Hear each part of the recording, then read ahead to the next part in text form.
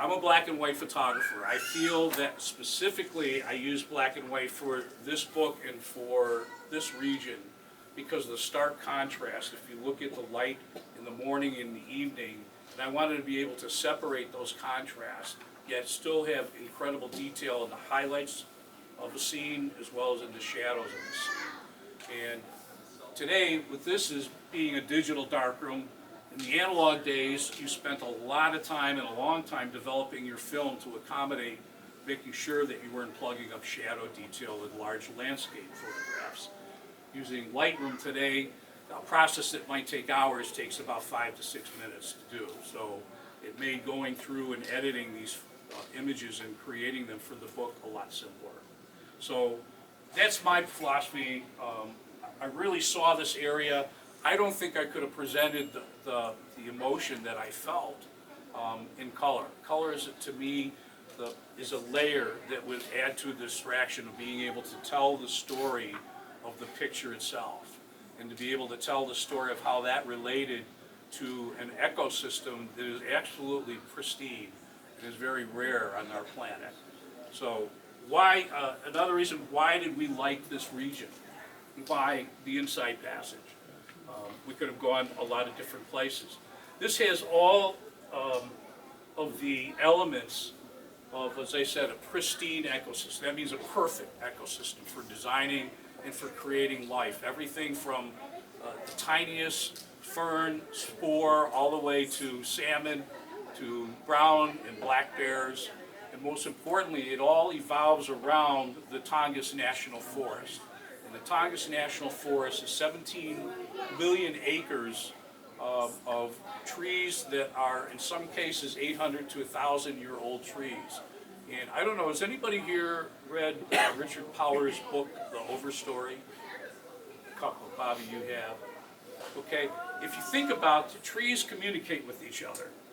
And when you look at the trees that are in the Inside Passage versus, say, here, all right, there's about maybe 2 feet of soil for trees that are literally, round like sequoias and as tall as 800 feet or 200 feet tall. To be able to stand, their root systems are interconnected with other trees, much like you would see aspen trees in Colorado. A stand of aspen trees are connected by their root system. And they exchange nutrients through their root system. And that's what enables them to remain strong and sturdy and produce life and other nutrients that go into the soil. And that soil, when it does rain, the water takes it down to the streams where the salmon have the nutrients to grow and spawn year after year. So it's a kind of a cycle. It's not, and it's important that it continues the way it does. So when we look at why is it vanishing, when I talk about why, the reason it's vanishing is really twofold. The first reason it's vanishing is the rate of temperature increase. And the rate of temperature increase is causing the glaciers to melt. And when the glaciers melt, you all heard and read about what's going on in Greenland, where huge chunks of ice the size of New York or Manhattan are separating. And that water, that melts and it raises the sea level. So that's a specific problem that we have in Alaska's Inside Passage. There's hundreds, sometimes there's thousands of glaciers there. And when they all melt, they create lakes that sometimes will flood cities and little small towns. The other reason, and probably the more imminent threat, is of timber companies, of coming in and cutting down the trees. And the reason why it's important that they don't do that or do it responsibly is, as I said, these root systems are all interconnected with each other. If you take out a stand of trees or even a few trees, you're going to take out all the trees surrounding. They'll die. They won't last. And if they die and don't last, what's going to happen is that those trees, when it rains, what happens when you see the side of a hill and it rains hard? It washes the soil and other things into the water down below, and it's not good for the fish or any of the wildlife that exists in some of the fjords and streams. So that's part of the problem. And the other part of the problem, which is more economic for the region, is the fact that these 2 or 3 timber companies are providing campaign funding for Senator Lisa Murkowski and Governor Dan Dunleavy. And this is problematic in that there's only 3 timber companies that are affecting this. And they've been given the go-ahead, more or less, to go ahead and build roads, to go ahead and start clearing out trees. And once that happens, en masse, it's over. The area literally will disappear.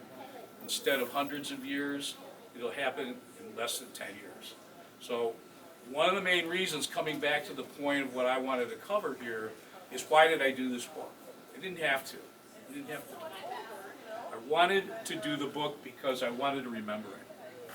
Not only for myself, I wanted to remember it for my family and for my grandkids. And I wanted to make sure that they saw the area, if they never got there, that they would have the ability to see it. And at the same time, I thought this would be an incredible book for other people to see this region. It's once was incredibly beautiful and has absolutely disappeared. And it's not just that it's happening with this area, it's happening with other areas.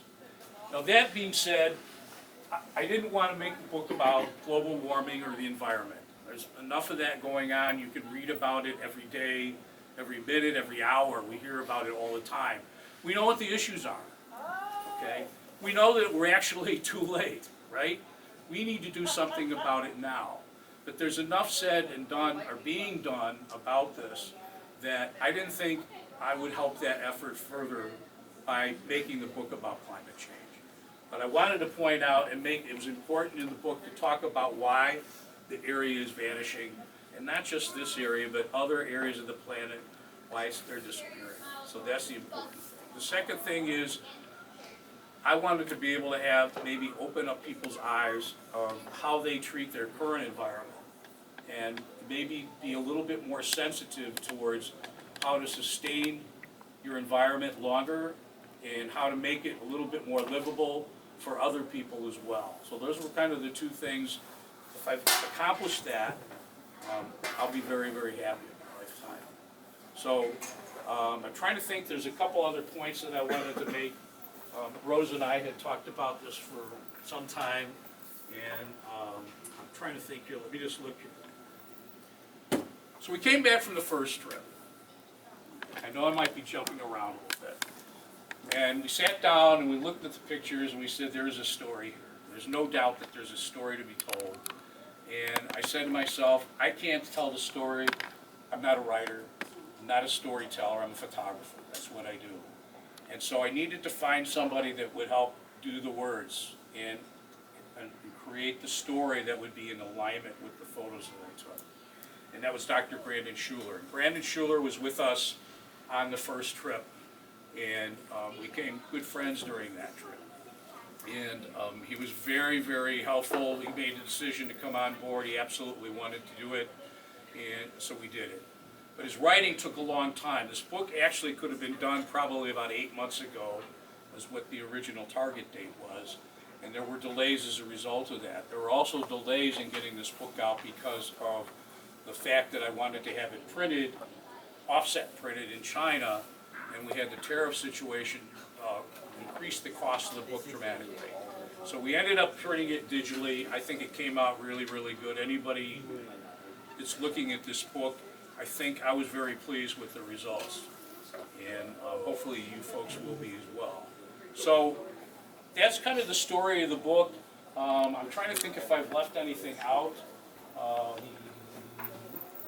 Questions? I didn't do that great of a job. Come on, someone's got to have questions. Howard, how many people have been to Alaska? That's actually quite a few. And where did you guys go? Howard, you guys went to Skagway? We did the Inside Passage.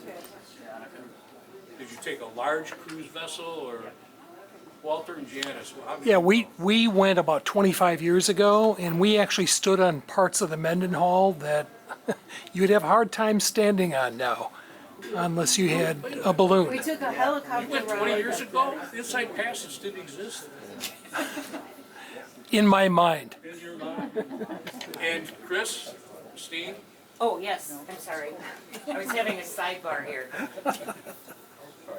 It's I always just took better. a big old, yeah, I know, always talking.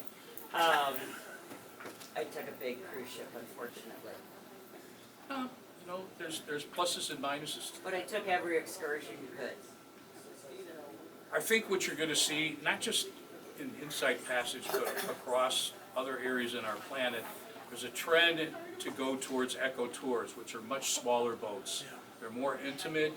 A lot of things that you could do, like getting out and walking in a forest, or even hiking, or kayaking, or fishing. All those things on a large cruise ship, you're not really gonna do. In fact, the large cruise ships will never even get anywhere close to the glaciers. We were able to go on our trip literally well within a quarter of a mile or less, which we shouldn't have been doing. In fact, if you look in the book, there's a piece that I wrote, an inset photo for one of our skiffs got too close.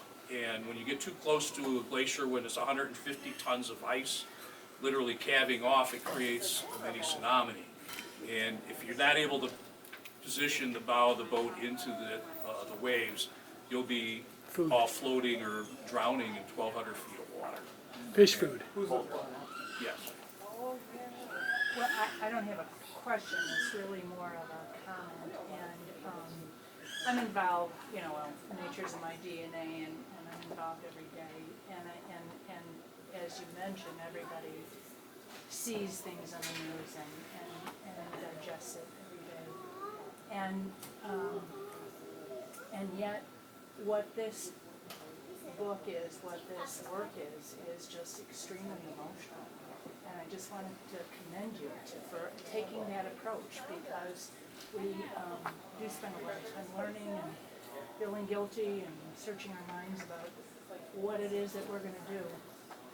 And what you did was just, you took us there and you made us feel it, and you made us react to it emotionally. And I just, so, you know, from the product perspective, you know, I'm glad you took that approach, and from a personal perspective, I'm glad you took that Thank approach. you. Appreciate It's that. really beautiful. That, as I was going through, not just the first year, but the second year, allowed us to kind of get more up close with certain areas to understand, compare